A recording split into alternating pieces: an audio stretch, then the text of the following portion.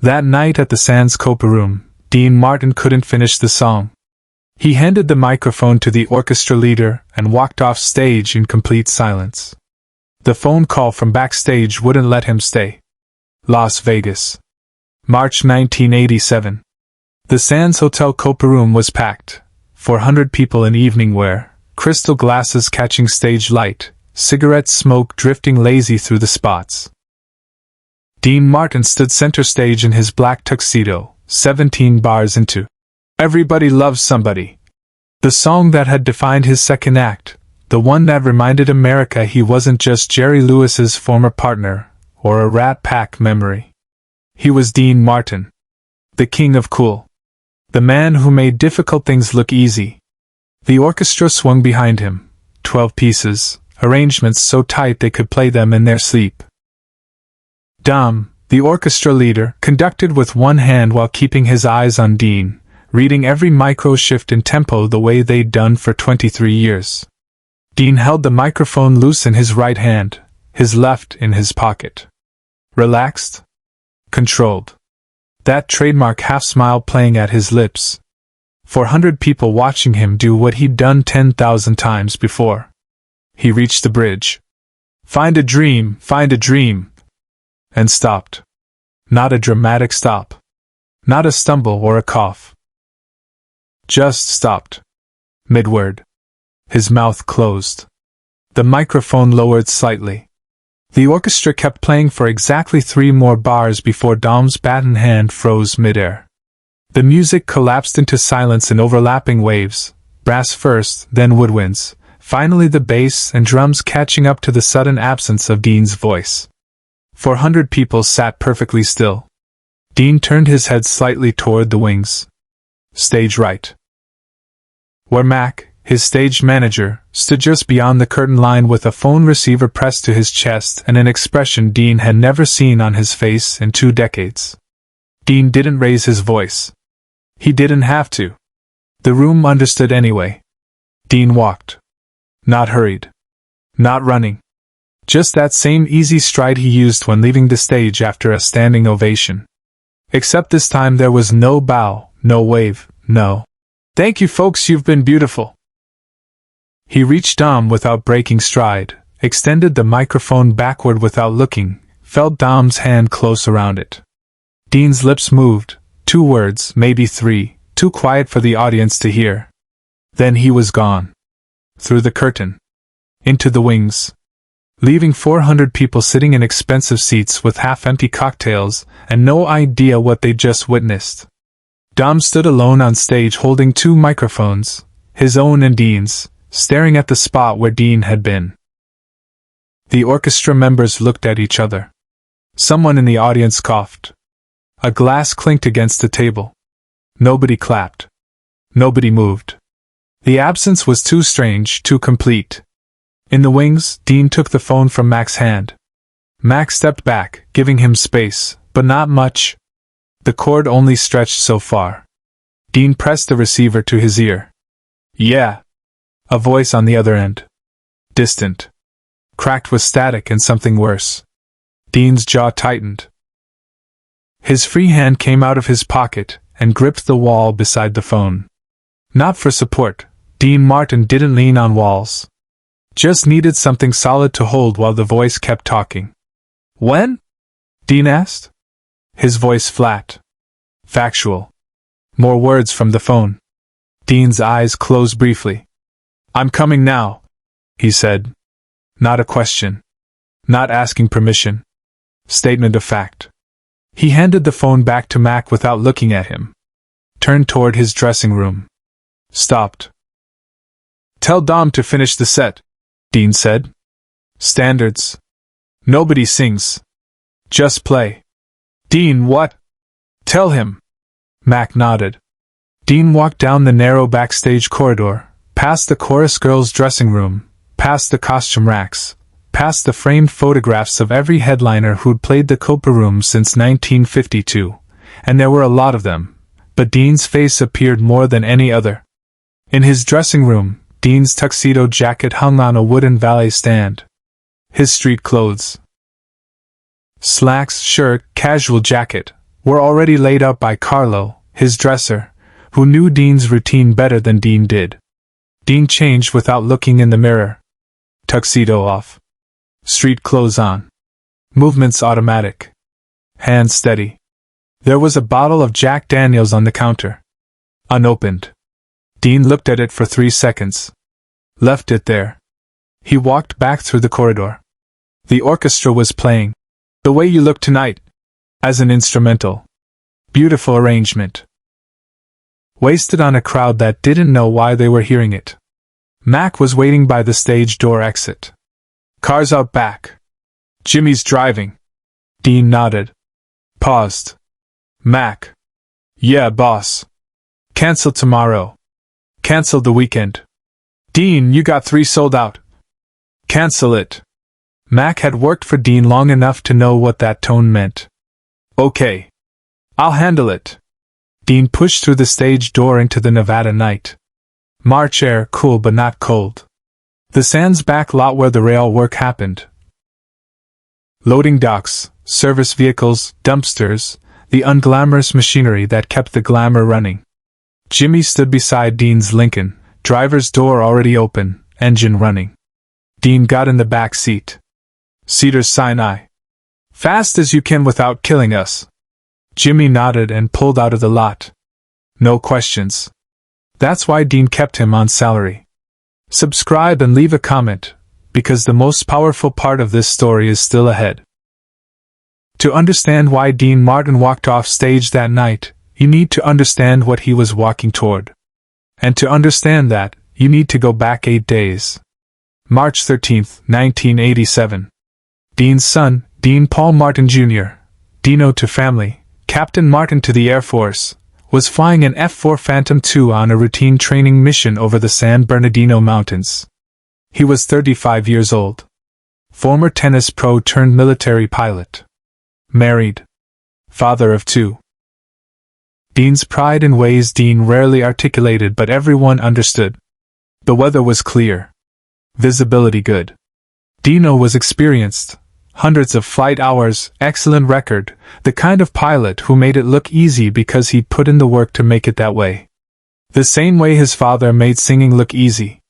At 1:15 p.m., Dino's F-4 Phantom struck a mountainside during a mock combat exercise. The impact was instantaneous. No mayday. No ejection. The wreckage scattered across half a mile of rocky terrain in the Angeles National Forest. The Air Force called Dean 4 hours later. Missing aircraft. Search and rescue deployed. We'll keep you informed, Mr. Martin. Dean had been in his dressing room at the Sands, 90 minutes before showtime. He'd sat in his chair, the same chair where he sat now every night putting on the tuxedo, the bow tie, the performance, and stared at the wall for 30 minutes.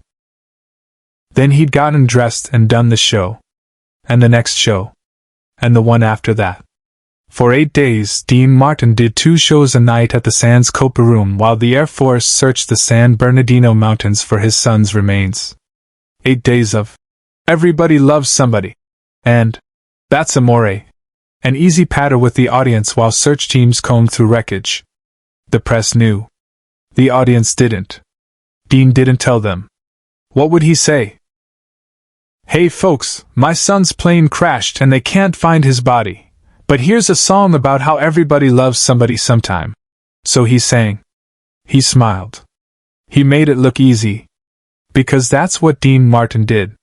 He showed up. He delivered. He kept the machinery running. Until tonight. March 21, 1987. 17 bars into "Everybody Loves Somebody." When Mac had appeared in the wings with the phone and that expression, and Dean had known, before taking the call, before hearing the words, that the search was over. They'd found Dino. The Lincoln cut through Las Vegas traffic. Past the neon. Past the crowds. Past the strip where Dean's face appeared on marquees at 3 different hotels. Out toward the highway. Toward Los Angeles. Toward Cedars Sinai Medical Center where they'd taken what remained of his son. Dean sat in the back seat and watched Nevada scroll past the window. Didn't cry. Didn't rage. Didn't do anything except exist in the space between the phone call and whatever came next. Jimmy drove in silence. The radio stayed off. Just the sound of the engine and the tires on asphalt, and the desert night pressing against the windows. Somewhere around the California state line, Dean spoke. Not to Jimmy. To himself. To the empty seat beside him. To nobody. He was a better pilot than I ever was a singer. Jimmy heard it. Didn't respond. What do you say to that? The truth was probably yes. Dino had been extraordinary. At tennis, at flying, at everything he'd tried. Natural talent refined by discipline. The opposite of his father's path, which had been discipline refined into looking like natural talent. Different routes. Same destination, making the difficult look easy. Except flying an F-4 Phantom into a mountain wasn't something you made look easy. It was just death. Random and absolute and final. They reached Cedars Sinai at 2:47 a.m. Dean walked through the emergency entrance like he was walking onto a stage, not because he was performing, but because even grief required composure. Especially grief. An Air Force officer met him in the corridor. Young. Maybe 30. Probably drew the short straw for this notification duty. Mr. Martin, I'm Captain Richardson. I'm so sorry for your... Where is he? Not a question. Statement requiring direction. Captain Richardson's professionalism wavered for half a second. Sir, I should prepare you. The crash was... We've made identification through dental records and... I want to see my son. Mr. Martin, I don't think... Captain? Dean's voice didn't rise. Didn't need to. Take me to my son. They walked through corridors. Fluorescent lights. Linoleum floors. The architecture of crisis. Down an elevator. Into the basement where the morgue lived. A medical examiner met them. Older man. Seen too much death to be shocked by any of it. Explained gently, professionally, that viewing wasn't recommended. Trauma. Dignity. Memory. Dean listened. Nodded. Said, "Open the door." They did. Dean stood in the doorway. Didn't enter. Didn't need to. Just stood there looking at the sheet-covered form on the metal table that used to be his son. 30 seconds. Maybe less.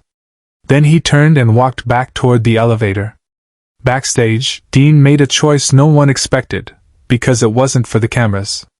The funeral was private. Small. Dean had friends who could have filled stadiums: Sinatra, Sammy, Joey, Shirley MacLaine, half of Hollywood. He invited none of them. Just family.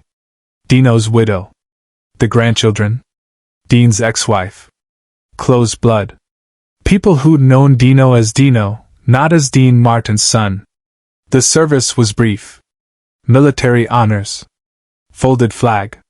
21-gun salute.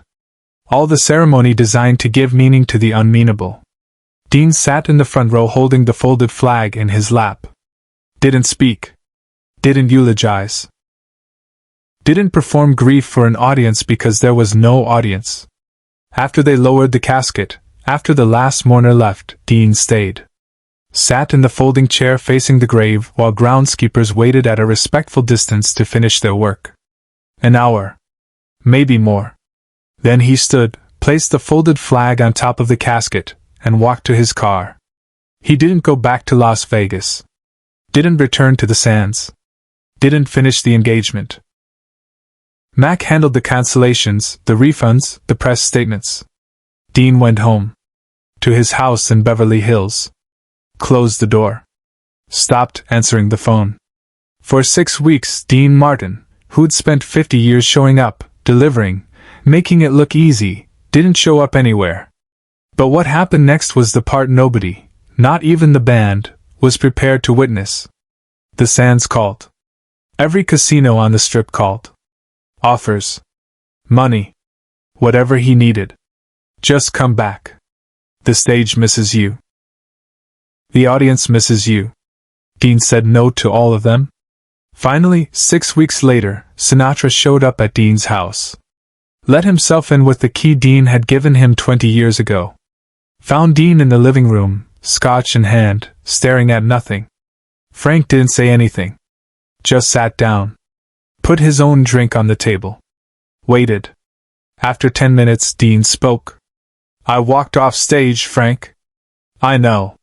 First time in 50 years. I know. Can't do it anymore. Can't stand up there and pretend. Frank nodded. Then don't. Dean looked at him. What? Don't pretend. Don't do the old act. Do something real. Or don't do anything at all. Either way, you earned it. Dean stared at his drink. He was 35. I know.